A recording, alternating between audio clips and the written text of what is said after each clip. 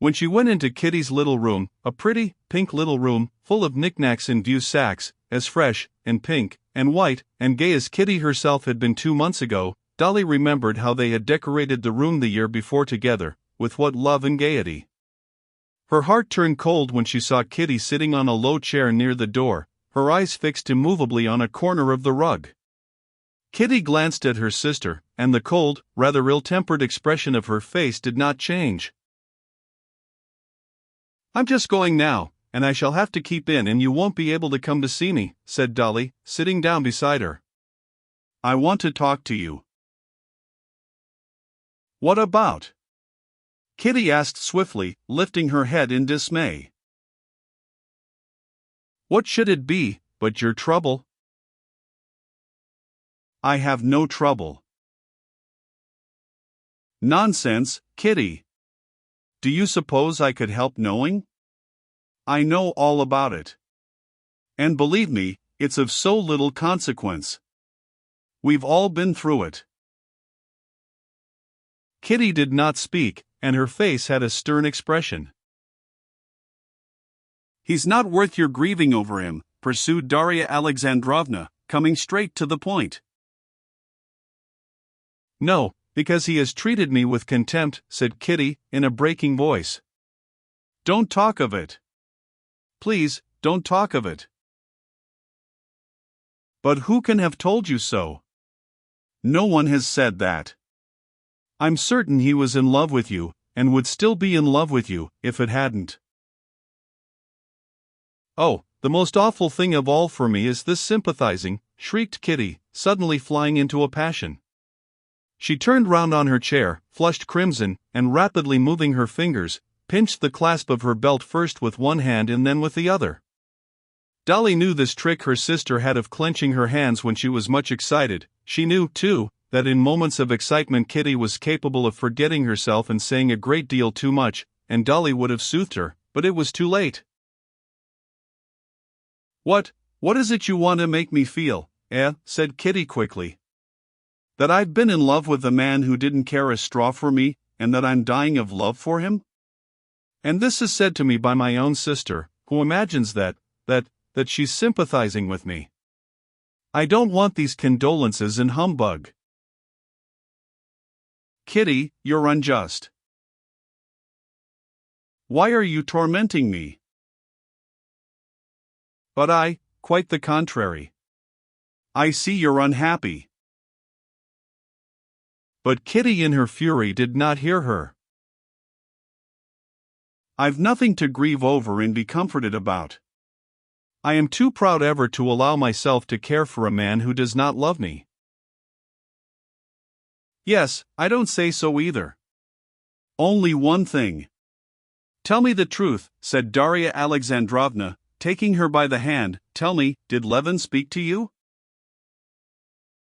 The mention of Levin's name seemed to deprive Kitty of the last vestige of self-control. She leaped up from her chair, and flinging her clasp on the ground, she gesticulated rapidly with her hands and said, "Why bring Levin in too? I can't understand what you want to torment me for. I've told you, and I say it again, that I have some pride, and never would I do as you're doing, go back to a man who's deceived you, who has cared for another woman. I can't understand it. You may, but I can't." And saying these words she glanced at her sister, and seeing that Dolly sat silent, her head mournfully bowed, Kitty, instead of running out of the room as she had meant to do, sat down near the door, and hid her face in her handkerchief. The silence lasted for 2 minutes. Dolly was thinking of herself.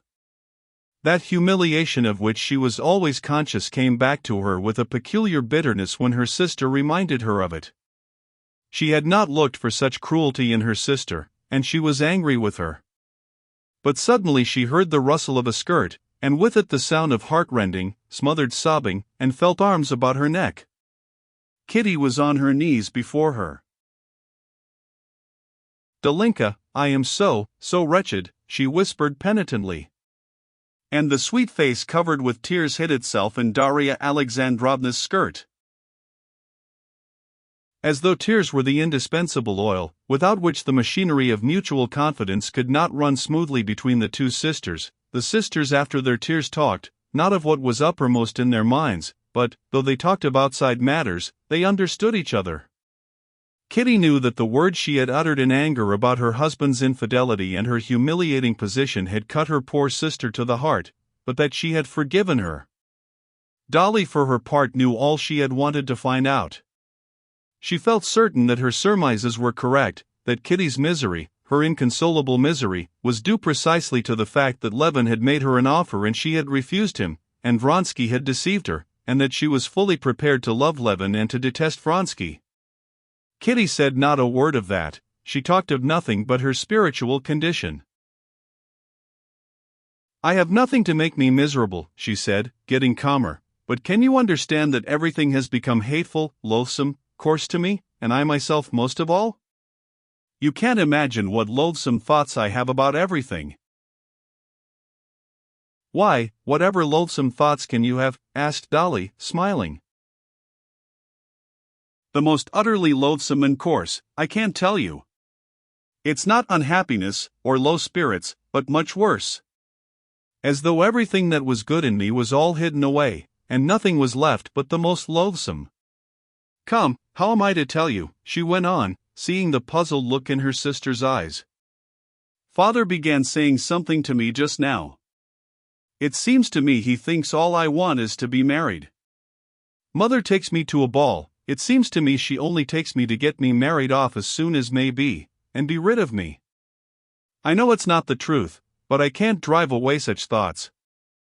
Eligible suitors, as they call them, I can't bear to see them. It seems to me they're taking stock of me and summing me up. In old days to go anywhere in a ball dress was a simple joy to me, I admired myself, now I feel ashamed and awkward. And then the doctor. Then..."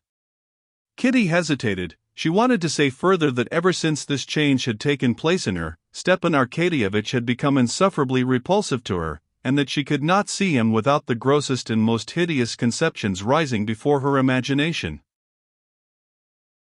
"Oh, well, everything presents itself to me, in the coarsest, most loathsome light," she went on. "That's my illness. Perhaps it will pass off.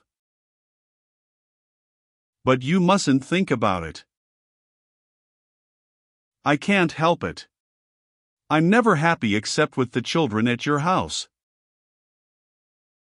What a pity you can't be with me." "Oh, yes, I'm coming. I've had scarlatina, and I'll persuade Mama to let me." Kitty insisted on having her way, and went to stay at her sister's and nurse the children all through the scarlatina, for scarlatina it turned out to be. The two sisters brought all the 6 children successfully through it, but Kitty was no better in health, and in Lent the Shtcherbatskys went abroad.